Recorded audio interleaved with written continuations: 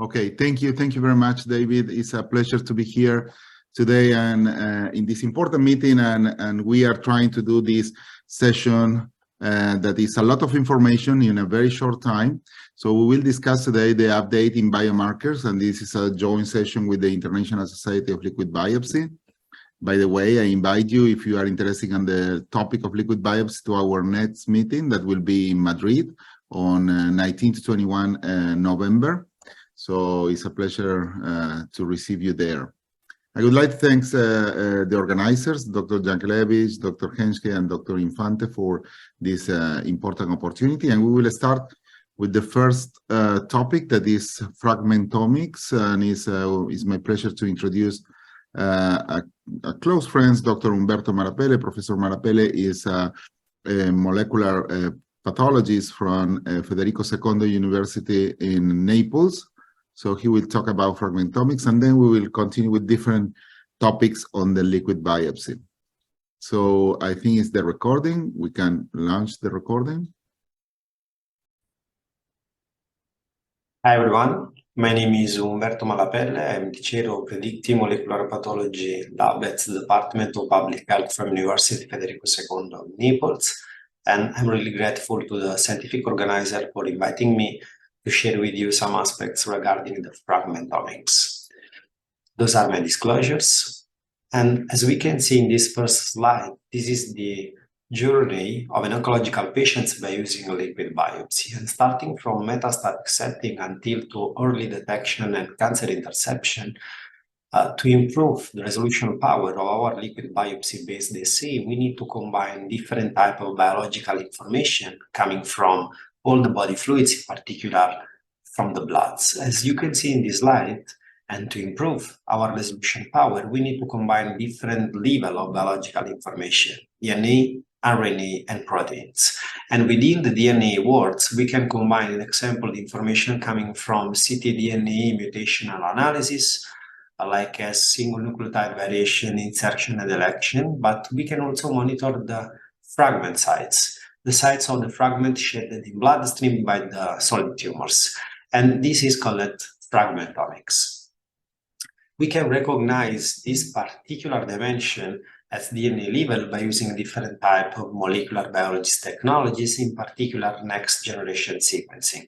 And we can combine qualitative data like as the fragment sites with quantitative one, the representation of a specific fragment sites, how many times is represented in bloodstream of a specific type of patients. This is possible because we have distinct profile of fragments in bloodstream and the other body fluids produced by specific type of DNAs. And in relation to this specific type of DNAs that produce a specific type of fragmentation, we are able to define different groups of fragments in the bloodstream in relation to the length that this group has. And in this case, we can recognize a profile associated to normal cells in the context of cell-free DNA, and then a profile to associate tumor cells in the context of ctDNA. And in this case, we can use this information in combination with all the other types of information to detect if there is or not any tumors in the context of cell-free DNA shedded in the bloodstream of a specific patients. And by using a really advanced approach combining the analysis of fragment sites with machine learning, we are able to define not only if there is a difference between normal fragments coming from normal cells and specific pattern of fragmentation coming from tumor cells, but also within the group of solid tumors, we are able to differentiate among all the different tumors. And if we combine this information with information coming from mutation, in example, we are able to see that not only if there is or there is any mutation, but the tumor that are shedding this mutation in the particular moments. And this is really relevant when we move from metastatic setting to early detection to improve the ability of our liquid biopsy-based assay in the recognition of a specific type of mutation related to tumors and not from other type of biological phenomena, like as an example, non-tumoral expansion, like as clonal hematopoiesis.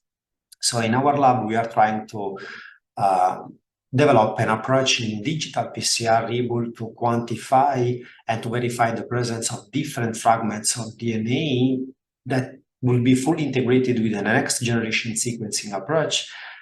In this way, in a real cheaper way, you are able to define the fragmentation and the quantity of a specific size of fragment that you have in bloodstream with the view to improve the resolution power of our liquid biopsy assay. So thank you very much for the attention, another time for the invitation. Thank you very much, Umberto. We will continue in this session. That's our very short presentations. We will try to keep like that. So we will talk about the extracellular vesicles, and this is my topic. So we will discuss, give me 1 second, that's my disclosures. So extracellular vesicles are these small vesicles that are coming out from the cells, and I will not go in the biology here for matter of the time, but these are like a Pandora box and called generally exosomes, but that is not the real name of these extracellular vesicles because there are several different names that we are giving to these small vesicles coming out from cells. The importance of these extracellular vesicles are the possibility to crosstalk between the cells. So they are messengers trying to not only communicate but also transport different of the cargo of the cells, including proteomics, lipidomics, genomics, and so on. So one of the most important pleiotropic role that the exosomes have is the tumor progression, the tumor immune modulation, metastasis, angiogenesis, that is very important when we are talking about early detection. And as I say, the theory of seed and soil, so arriving as the first messengers and create that as a first soldier for metastatization. So that is the creation of the pre-metastatic niche, and that is very important for early development of lung cancer and other cancers. So I will not go over these different methods, but we are using different methods for the isolation, so ultracentrifugation, size exclusion chromatography, and even immunoaffinity isolation. And these kind of methods are divided according to the quantity of exosomes that they are able to recover. So there is not a high recovery and high specificity there, but there are conventional methods like ultracentrifugation, and we are using now new technologies and using kits and also even electroporation or acoustic separation. Beside that, we need to follow some rules for the recommendation of characterization. So different methodologies, at least 3, for example, electron microscope, Western blot or ELISA, and a nanoparticle tracking that is called that is looking for the size of the exosomes. We can also characterize with different videos. For example, this is a video that we did in our lab, and the idea is to show how the exosomes are entering in the cell and communicating and show this crosstalk that we was referring to. Another important options that or a role that the exosomes have is that they are able to direct the cells that we call tropism, and that was discovered several years ago in 2015 in these 2 papers, and one in this case that was looking for breast cancer and lung cancer, and the idea that the cells are directed to different specific organs, and that is the normal behavior that we know. For example, in lung cancer, the idea to go to the brain or go to the bone, or in case of breast cancer, going to liver, is directed by the integrins and the trafficking of the exosomes. We studied several years ago the idea of these exosomes to direct treatment or to understand the treatment response, and also the possibility to detect the cargo in the exosomes. That is something that we was doing, for example, with ALK translocation in the case of lung cancer, and it's possible. Now we are working in mechanisms of resistance mediated by the exosomes in different targets. Specifically, we have a very developed method for EGFR, mechanism of resistance, and also the opportunity to use exosomes as a predictor in immune response. That is something that we published recently in 2022, that is including also a model with radiomics, that is also an opportunity to multi-omics approach in immunotherapy and also in other settings.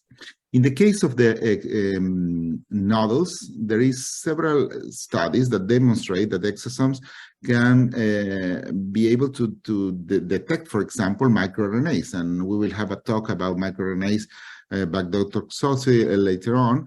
This is an old paper, 2019, but was able to identify these small nodules or ground glass nodules with looking for the microRNAs in the exosomes.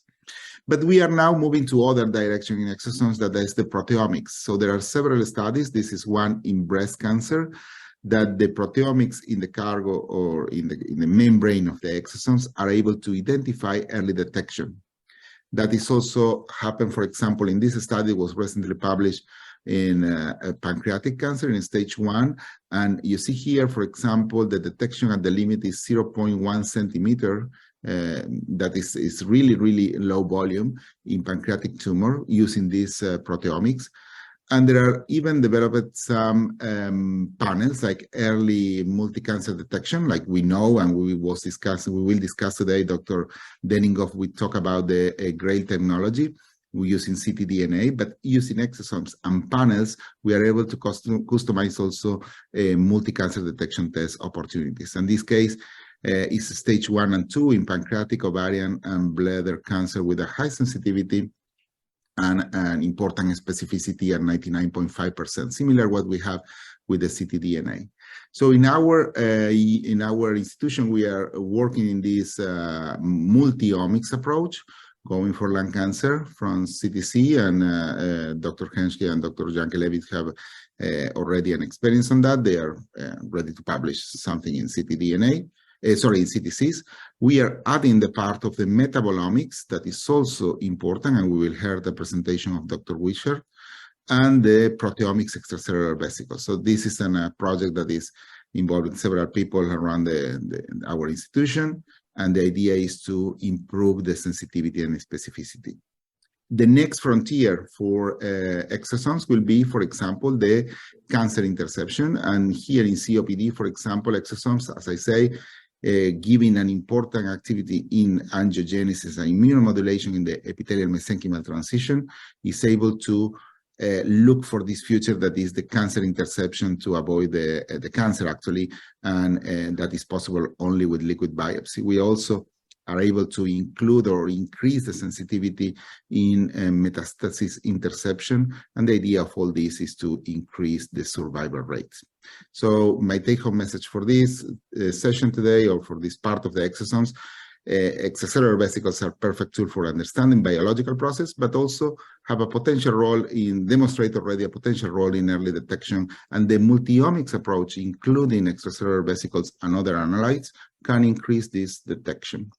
So that is the Congress, and we will continue for the next topic. Give me 1 second. I try to stop my sharing.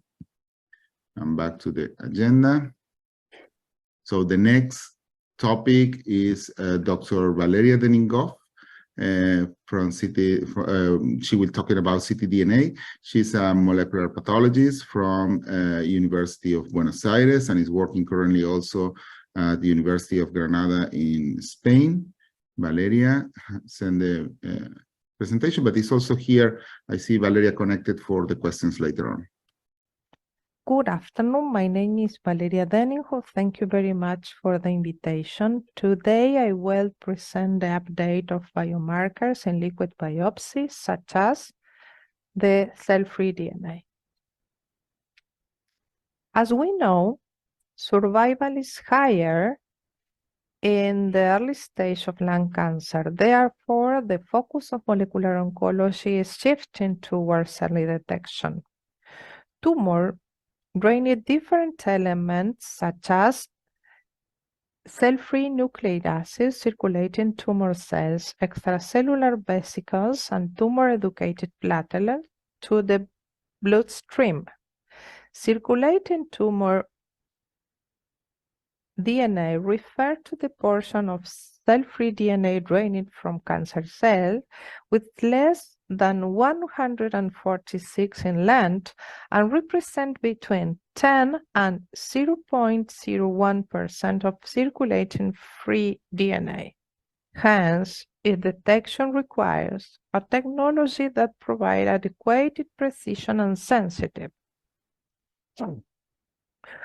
One of the most significant advantages of using liquid biopsy is to solve intra and intertumor heterogeneity that may sometimes but not always limit the usefulness of tissue sample, given that relevant alteration may not be present in the biopsy, particularly in patients with multiple lesions. Therefore, liquid biopsy, particularly cell tumor DNA analysis, has emerged as a promising non-invasive diagnostic approach in oncology, supported by clinical guidelines for lung and advanced breast cancer, and approved for clinical use. The fraction of cell-free DNA released by tumor cells in circulation is influenced by the size of the tumor as well as the tumor stage and type.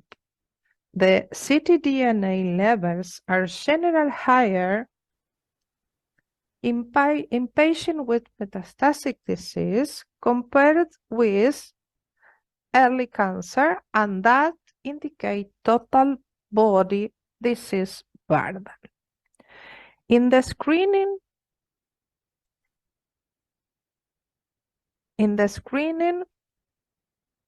minimal residual disease or surveillance, the method sensitive is essential, and they differ from those uses for diagnosis, driver mutation, and disease resistance. But we must differentiate early detection from screening. Screening the general population for cancer is an important future application of ctDNA testing through methylation. In the early diagnosis and screening of cancer, genomics, fragmentomics, proteomics, and metylomic analysis are the fundamental approach based on circulating tumor DNA. The massive analysis of this approach through machine learning would allow us to detect multiple cancer early detection as well as tissue of origin prediction. Although ctDNA is the most widely used element, other potential approaches are being studied, such as microRNA, exosome and vesicle, circulating tumor cells, and metabolites. The major challenges of this technology are resolving clonal hematopoiesis and the limit of detection, but also we can integrate the molecular approach with conventional imaging. Cancer elements are drained to the blood principally by apoptosis, necrosis, and secretion. Abnormal distribution of DNA methylation is one of the hallmarks of many cancers because methylation changes occur early during carcinogenesis. Several standard specialized methods for ctDNA methylation and hydroxymethylation have been developed, but in conclusion, the possible clinical application of ctDNA methylation analysis are in cancer detection, screening and earlier diagnosis, molecular profiling of prognostication, minimal residual disease monitoring, assessing treatment response, and tracing the tissue origin of ctDNA. Thank you very much. Thank you, Dr. Denninghoff, and we continue, and I think it's there in person. She's very lucky to be there.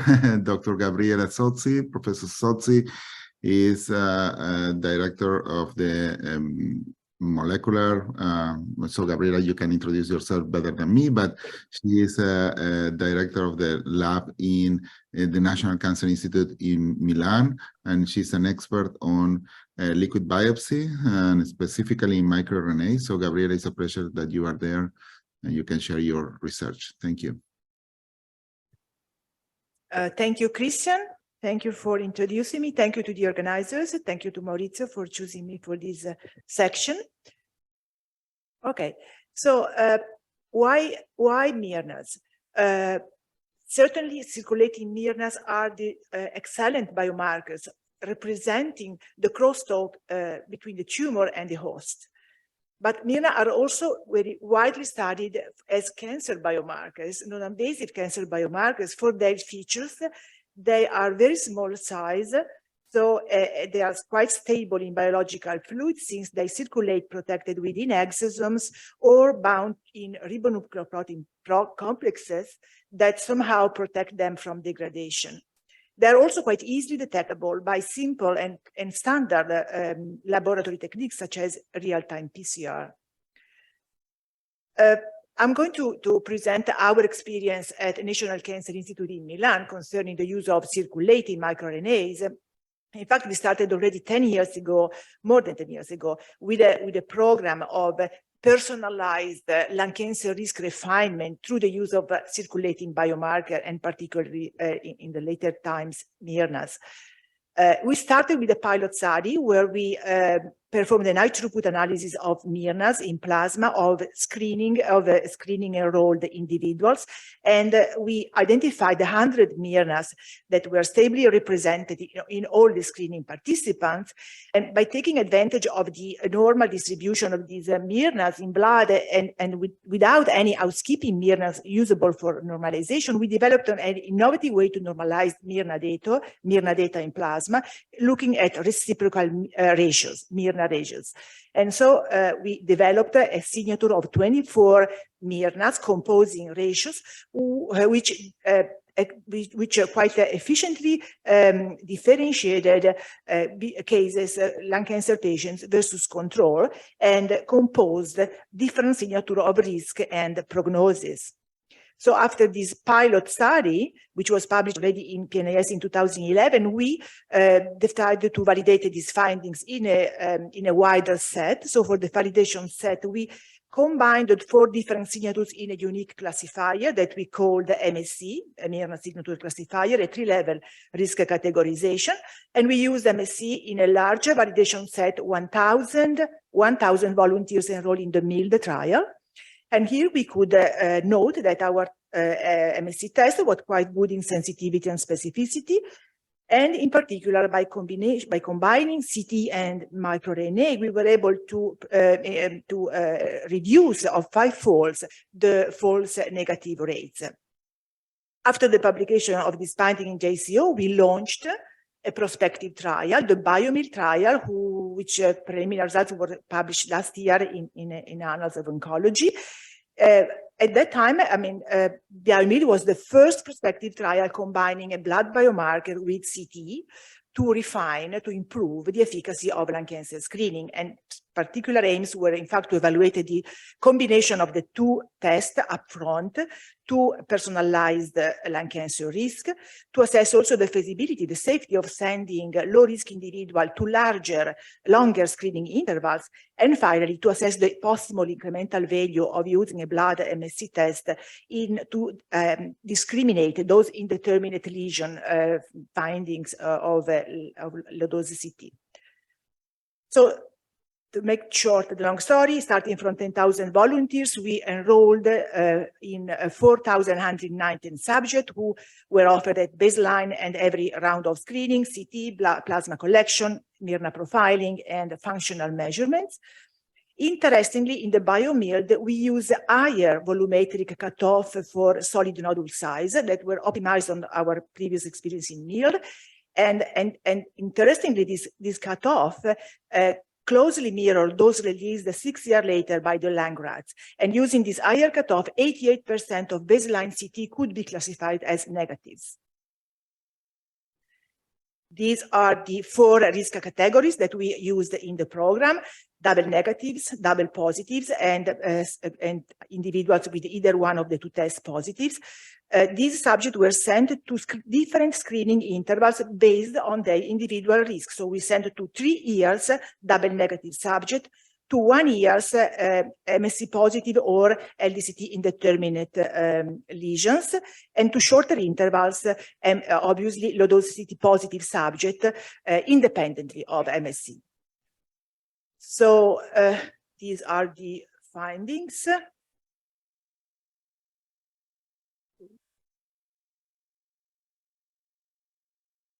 Okay, the screening findings. At 4 years from baseline, we detected 119 lung cancer with a significantly higher proportion of cancer in double positive group.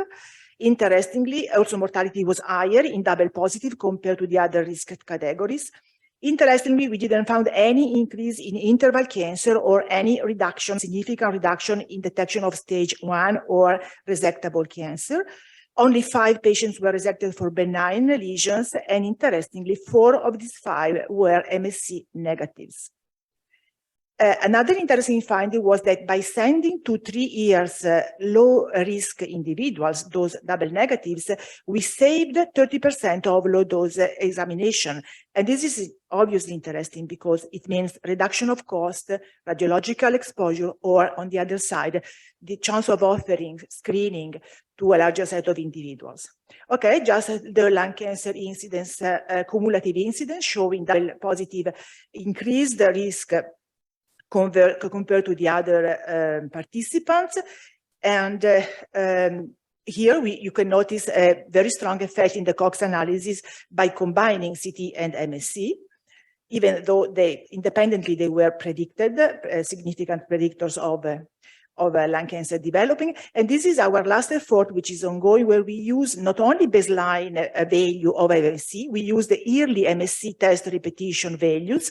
And as you can see, the MSC positive individuals over the 6 rounds of follow-up have a significant increase in developing lung cancer compared to the MSC negatives. The curves remains very open even at 6 years compared to using baseline values only, obviously. So take-home messages of our Myrna experience in the prospective trial. Myrna can be combined with radiomics, with CT, to predict individual lung cancer risk without any detrimental effects in terms of stage 1 reduction or interval cancer increase. The MSC test showed a major added value in the setting of CD indeterminate or positive lesions. So since to be more helpful in this context, also because in CT negatives category, very few events occur. And finally, we noticed that lung cancer incidence significantly increases in MSC positive participants at every screening round. So using the test every year increased the sensitivity of the risk. And that's all. I wish to thank my collaborators. The same slide that Ugo showed yesterday. This is a multi-unit approach. I mean, we collaborated quite strictly with surgeons, with pulmonologists, with radiologists, and this is the secret for performing such a complex study. Thank you for your attention.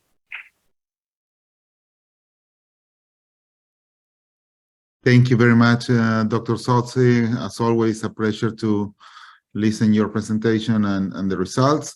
And we will continue with Dr. David Wishart. Dr. David Wishart is an expert in metabolomics and is from the University of Quebec in Canada. He sent his presentation as well. Thank you.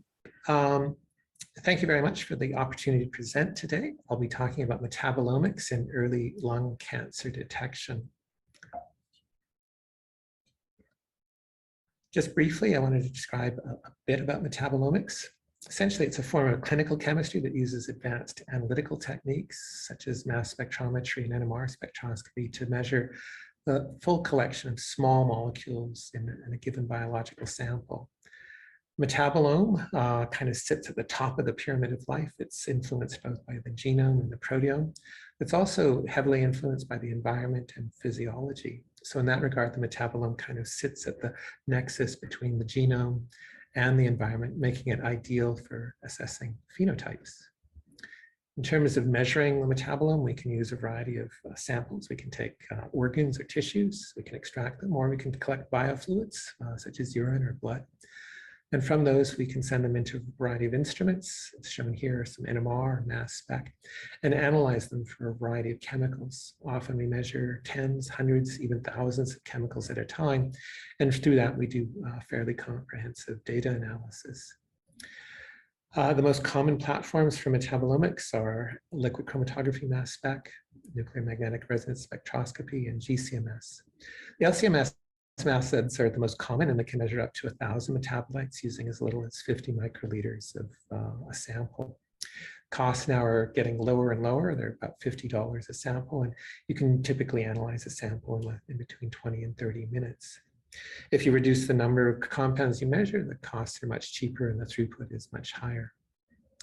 So in terms of metabolomics and lung cancer, it's quite appealing because it's very low cost. It's just a matter of measuring biofluids, and it's fast. There's been a lot of reports of using metabolite markers and metabolomics for non-cell lung cancer, but there are very few reports looking at early stage markers for non-small cell lung carcinoma.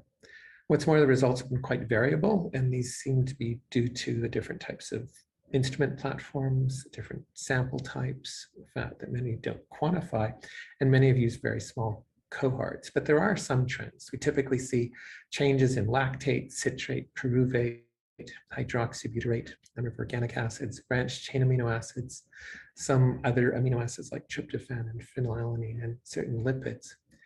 Because of the shortcomings, we've been focusing on doing exact metabolite quantification using plasma, and typically looking at early stage cancer, stage 1 or stage 2, and have been moving towards large cohorts. The idea, obviously, if we can identify early stage lung cancer, the possibility of either treating or curing lung cancer is improved by a factor of 3 or 4. Here are some results we've got. One of our first studies looking at using metabolomics in a moderately large cohort of people of European ancestry, looking at 130 cases and 60 controls. We used mass spectrometry, and we were able to get a very nice pattern that used a combination of both whether the individual smoked and 5 metabolites in their plasma. Findings were that citrate, fumarate, 3-hydroxybutyrate, and then 2 lipids were sufficient to give an area under the curve of 93%. Compared to low dose CT scans, this is about 10–15% better. More recently, we've done this and repeated a Chinese population. We had a larger cohort, again, looking at stage 1, stage 2 lung cancer. This is a little more balanced, about 190 cases, 140 controls. And again, just using 6 metabolites, the area under the curve approached 93 to 94%. In this case, we found 2 metabolites that we see previously, fumarate and lyso-PC, but we also found lactate, pyruvate, and tryptophan were also altered. So again, it's a small number of compounds that are sufficient to do early stage diagnosis. More recently extended this to a much larger cohort of Canadians, looking at 416 cases of stage 1, stage 2 lung cancer, with about 200 controls, including both very healthy people, people on COPD, asthma, and COVID. We used MS-based metabolomics, and again, received an area under the curve of 91%, using slightly more metabolites, but also using smoking. And again, a number of the metabolites that we saw in the previous studies were repeated: 3-hydroxybutyrate, pyruvate, fumarate, tryptophan, lyso-PCs, and then another compound called guanidoacetic acid. So overall, what we've seen is that metabolomics is quite useful. The fact that there were inconsistent metabolite trends from previous studies were probably due to the small cohort sizes. The fact that people looked at a wide range of cancer stages. We're looking at urine or tissue and blood, plasma and serum. Some of them also used pretty low sensitivity instruments such as NMR, and many didn't use quantitative metabolomics. So by using quantitative metabolomic studies, focusing on plasma, using large cohorts, and focusing on early stage lung cancer, we've been able to get some very promising results showing that it's a handful of 5 or 6 metabolites are consistently useful in detecting cancer at the early stage. And that these metabolites seem to be better than low-dose CT scanning for patient screening. So with that, I want to thank some of my collaborators listed here, some of my students, and some of our colleagues across Canada and in China, as well as our funders for their support. Thank you for your attention.